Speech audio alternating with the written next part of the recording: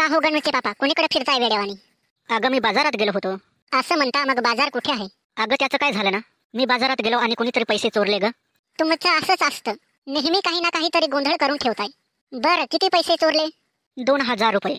बाई बाई, एवढे पैसे चोरले आणि तुम्ही काय करत होता बरं? अगं मी बाजार करत होतो ना.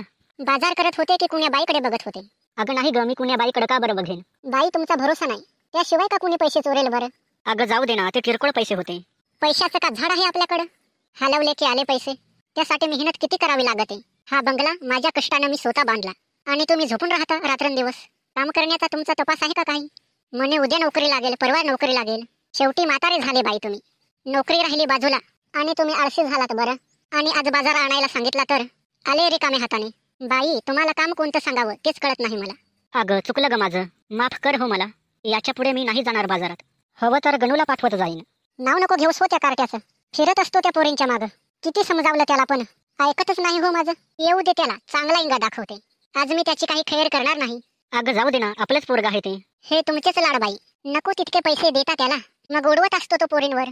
तुम्हा दोघा बाप लेकांना ना चांगलं नांगराला झोपायला हवं, त्याशिवाय तुम्ही वठणीवर नाही येणार. अगं असं नको म्हणूस. कधी कधी माणसाच्या हातून चुका होतात, म्हणून त्यासाठी एवढी का सजा द्यायची? रडा रडा.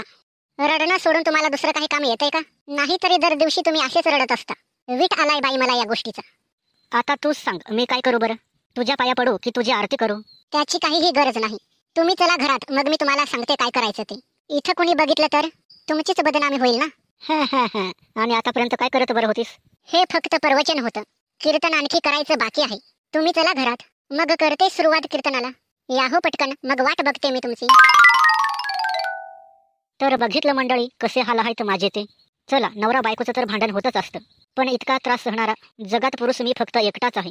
तुमचं कसं चाललंय ते कमेंटमध्ये नक्की कळवा आणि व्हिडिओला सबस्क्राईब, शेअर आणि कमेंट नक्की करा. मग येतोय मी.